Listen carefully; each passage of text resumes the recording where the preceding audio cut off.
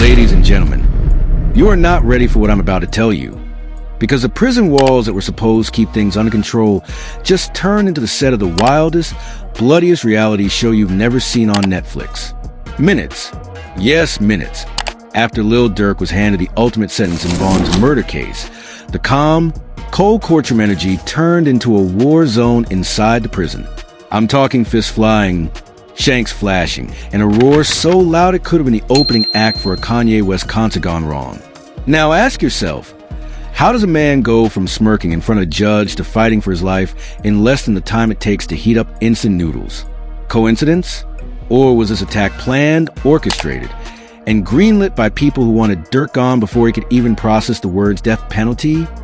Some say it was revenge for Vaughn. Others whisper about a bounty placed on his head the moment the verdict dropped. And the craziest part? My sources tell me the guards didn't just fail to stop it. They might have helped make it happen. This isn't justice. This is prison politics at its most savage. The moment the judge's gavel slammed down, sealing Lil Durk's fate with those two chilling words, death penalty, you could feel the air get heavier. Cameras in the courtroom caught him leaning back, smirking like he had just won a Grammy instead of being handed the deadliest sentence in the legal playbook. But what the cameras didn't show was what was brewing behind those prison walls, a storm that had been gathering for months, just waiting for this exact moment to explode. See, people think prison riots just happen out of nowhere. Wrong. They're orchestrated like concerts, with headliners, opening acts, and a finale that leaves everyone talking. And in this case, Durk wasn't just the main attraction, he was the reason the whole show started. From the moment news of the verdict hit the prison yard, it was like someone rang the bell at the start of a boxing match. Inmates began whispering, old beefs reignited, and gang alliances that had been simmering quietly suddenly boiled over. Some claimed it was about respect, others about revenge, but the word on the inside was clear. Tonight, Durk wasn't going to sleep peacefully. You gotta understand, Durk's arrival in prison was already controversial. This wasn't just any high-profile inmate. This was a man with a public persona of untouchable swagger. Someone whose music glorified the very violence he was now paying the ultimate price for. And let's not forget, there were still people inside who blamed him directly for King Vaughn's death. Prison has its own code, and in their eyes, this verdict was more than just justice. It was a green light. Anonymous sources, and by anonymous, I mean people who would 100% deny ever talking to me if you asked them, claimed that the moment Durk stepped back into his cell block after sentencing, the tension was visible. Guards walked slower. Conversation stopped when he passed, and a few inmates gave him looks so cold you'd think they were auditioning for a horror movie. And then there's the rumor, and you didn't hear this from me, that a welcome party had already been arranged. Not the kind with balloons and cake, but the kind where you might not walk out alive. My source said it was all triggered by a single phone call from an inmate in another facility, someone who had history with Vaughn and connections to the streets. Allegedly, that call promised that whoever got a Durk first would be taken care of on the outside. But here's where it gets even more twisted. This wasn't just about Vaughn. There were people in the prison who saw Durk as a walking target for clout. Imagine the bragging rights. I took down Lil Durk. In prison currency, that's worth more than any commissary snack or gang favor you could dream of. Now, if you're wondering where the guards were in all this, oh, they were there. They were watching. But the thing about prison guards is sometimes watching doesn't mean stopping. My insider says that the guards have been told to stand down if things got physical, that this was inmate business, and not worth risking themselves over. And that's where the conspiracy theories start to take root. Because some people believe the guards wanted Durk gone just as badly as the inmates did. Maybe it was because of his arrogance in court. Maybe because they didn't want the hassle of a high-profile prisoner who could cause media headaches. Or maybe, just maybe, someone higher up gave the order. Remember, this is the same prison where, last year, a notorious gang leader accidentally ended up in the same rec yard as a rival. 10 minutes later, one was on a stretcher. No one saw anything. No cameras worked. And the official report? Inmate altercation under investigation. Sure, and I'm the Queen of England. So here's how the setup began. Durk returns from court, still smirking like he's untouchable. The block is quiet, too quiet. He walks to his cell, drops his court-issued paperwork on the bed, and starts pacing. Two guards at the far end pretend to be chatting, but they keep glancing his way. An inmate known only as Ghost leans against the wall, tapping his foot in a slow, deliberate rhythm. And then, like a signal, three other inmates begin drifting closer. Now, if you've ever been in a prison, and hopefully you haven't, you know that inmates don't just drift without reason. Movement is calculated. Body language is everything. And in that moment, every move said the same thing. Something's about to go down. Ghost steps forward first, casual, like he's just coming over to talk.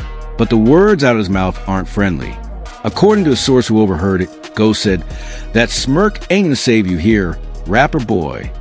And before Durk could even react, the first punch landed. What followed was chaos. Two more inmates rushed in, one swinging a makeshift blade fashioned from a sharpened toothbrush. Another tried to grab Durk by the neck, while Ghost kept landing punches to his ribs. Durk fought back. And yes, say what you want about him, but the man can throw a punch. He landed at least two solid hits before he was overwhelmed. Guards? Still watching. And here's the kicker. My source swears one of them was actually smiling. I'm not saying it's true, but when you hear the same detail from three different people who don't even like each other, you start to wonder. The noise drew other inmates to their cell doors, banging on the bars, shouting, some cheering. Some warned him to cover up. And then, just when it looked like this was going to end badly for Durk, a loud, sharp whistle cut through the chaos. Everything froze. Ghost stepped back, the blade disappeared, and the attackers melted into the crowd like they had never been there. The guards finally moved in, but not to check on Durk, to tell him to get up and stop causing trouble. Imagine that. The man's bleeding from his mouth, his shirt's torn, and somehow he's the one being told to calm down. And here's where the plot thickens. Less than 5 minutes after the fight ended, Durk was moved to a different section of the prison. Not solitary, not protective custody, just somewhere else. And guess what? No incident report was filed. None. As far as the official record is concerned, nothing happened that day except routine inmate movement. But I've been doing this long enough to know that when something disappears from the official record, it's because someone doesn't want it found. And in this case, that someone might be a lot higher up the chain than a couple of lazy guards. Which brings us to the question no one wants to ask out loud. Was this attack just a beginning? Because according to my source, that welcome party was only phase one of a plan that could make Durk's final days inside hell on earth. And if what I'm hearing is true, phase 2 was already set in motion before the blood from phase 1 had even dried. And that's exactly where things started to get darker. Because while everyone on the outside thought Durk's biggest problem was the death penalty, inside, his biggest problem was surviving long enough to even reach the execution chamber. Because in prison, death penalty doesn't always mean the state gets you first. Sometimes the inmates beat them to it. And in Durk's case, there were too many people who wanted their shot before the clock ran out. Phase 2 of the so-called plan wasn't about sending a message that had already been delivered with fists and blades. This was about humiliation, about stripping him of every shred of respect he'd carried in from the outside world. My source told me that word spread quickly. Durk was marked for PC status, protective custody, which, in prison hierarchy, is basically social death. You're seen as weak, untouchable in all the wrong ways, and every gang knows you're no longer a player in the main game. But here's the thing, Durk didn't take the bait. Instead of asking for protection, he doubled down. He started walking the yard like nothing had happened. Bruises visible, lips swollen, shirt collar stretched, but his head held high, almost daring someone to try again. And that only made things worse. Because in the twisted logic of prison politics, acting unafraid is like throwing gasoline on a fire.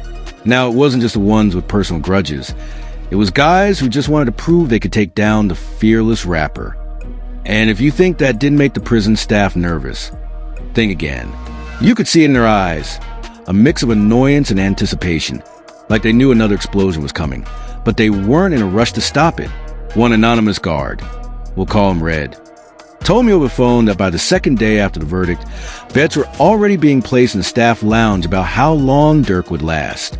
I'm not making this up. There were actual cash pools going, with dates written on slips of paper and the prize sitting in a locked cigar box in the corner. Disgusting? Absolutely. Surprising? Not in the slightest. And if you think the violence was contained inside the walls, you're wrong. Outside on the streets, Durk's crew was scrambling. The same people who had paraded their loyalty online were suddenly silent. Some deleted old posts. Others stopped answering calls from his legal team. One former associate even went live on Instagram claiming he brought this on himself. A clip that, according to my source, was passed around inside the prison like a victory lap.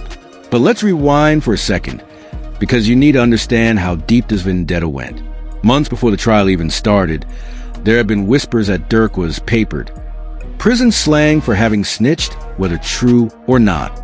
In most places, that's instant danger. Add to that the fact that many still blamed him for the chain of events that led to Vaughn's death. And you got a man walking into a cage full of wolves wearing a steak suit. Now, I've seen inmates get targeted before, but this was different. There was a level of coordination here that screamed outside involvement. According to Red, someone had been putting money into certain inmates' commissary accounts in the weeks leading up to the verdict. The timing? Too perfect to ignore. These weren't friends helping friends. These were payments. Payments for loyalty. Payments for silence. And maybe payments for action. Day 3 after the verdict is when Phase 2 officially began. Durk was heading back from the mess hall, flanked by 2 guards. Everything seemed calm. And then, out of nowhere, an inmate tossed a tray of steaming food right into his face. The shock made him stumble, and that's when 2 others rushed him. No knives this time, just pure, calculated aggression. Punches to the head, kicks to the ribs, a knee to the gut that left him gasping. The guards? Again, slow to react. Almost too slow. When they finally pulled the attackers away, Durk was barely standing. But here's the most chilling detail.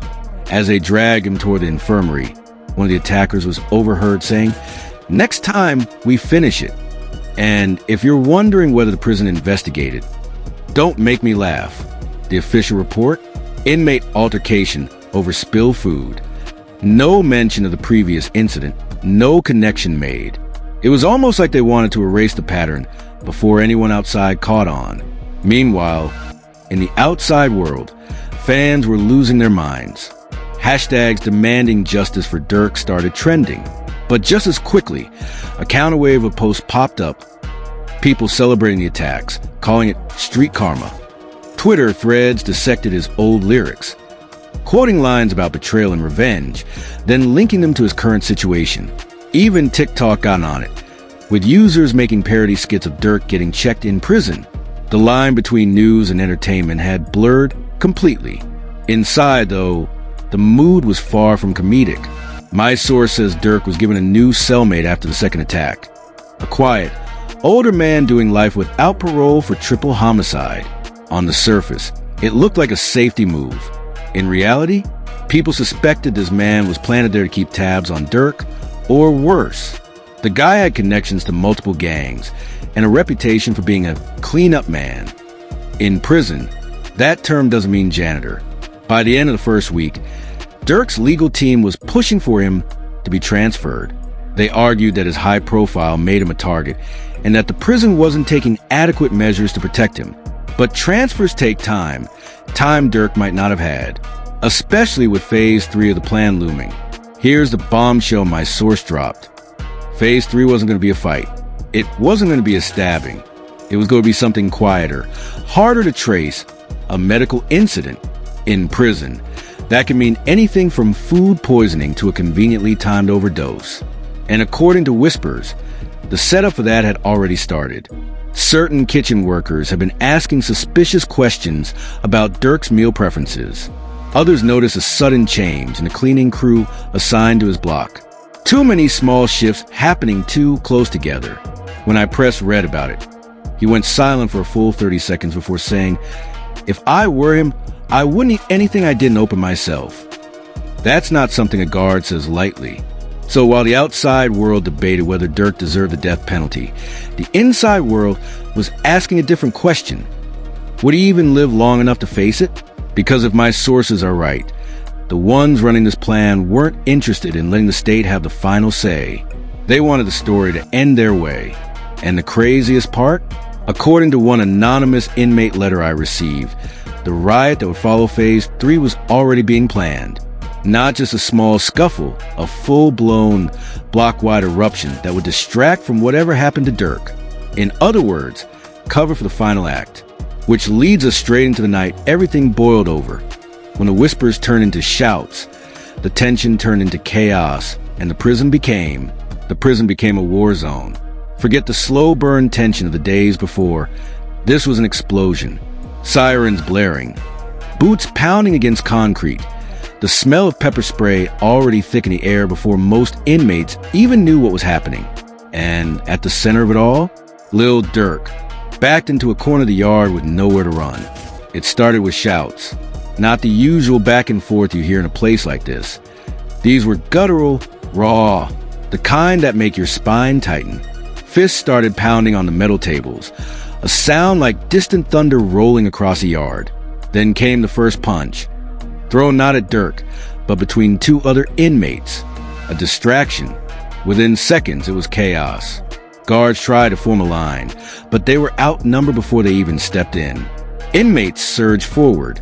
Some tried to get at Durk, others just taking advantage of the mayhem to settle their own scores. It was impossible to tell who was on whose side. It didn't matter. In that moment, everyone was a target. Durk was moving, ducking, weaving through the crowd like he was back in one of his own music videos.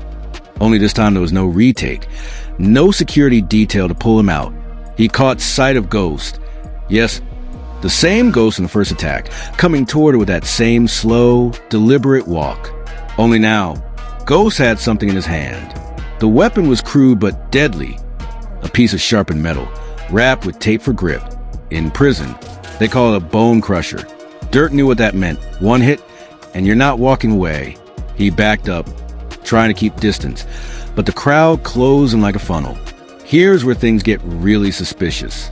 Just as Ghost closed the gap, two other inmates from a completely different gang stepped in between them, shoving Ghost back.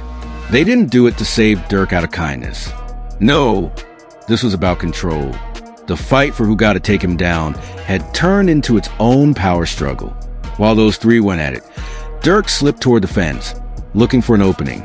But then, and my source swears this happened, a guard unlocked one of the side gates, not for Durk to escape, but to let in another wave of inmates from a different block. Tell me that's not suspicious. Within minutes, the yard was a swirling mess of bodies, shouts, and blood. Durk was slammed against the fence, fists raining down, and at one point, someone grabbed his hair and yanked his head back so hard it made a sound like Velcro ripping. He threw elbows, ducked punches, even landed a knee to someone's stomach. But the sheer numbers were overwhelming. Then came the sound. A deep, booming crack that silenced everything for a split second. A warning shot. The guards had finally decided to use live rounds to break it up. That single shot didn't hit anyone, but it changed the energy instantly. Inmates froze, then scattered, the way pigeons take off when a car horn blares. Durk was pulled to the ground by two guards, cuffed and dragged out of the yard. And here's the detail that doesn't sit right with me. Instead of taking him to the infirmary, they took him to the administrative wing. No cameras, no witnesses, just Durk, two guards, and a locked door. My source inside claims that what happened in that wing was worse than anything in the yard. Not physical violence, but threats. Real, cold, calculated threats. According to the account, a high-ranking officer leaned over the table and told Durk, "You've got two options. Leave here in a box on our time, or make your peace with the needle." The message was clear. The state might have sentenced him to death, but the prison had its own schedule. By the time Durk was returned to his cell that night, the riot was officially over. At least, that's what the report said. The truth? The riot had achieved exactly what was meant to. It isolated Durk, stripped him of whatever protection he thought he had, and made it clear that no one inside those walls was going to save him. Outside, the media went wild.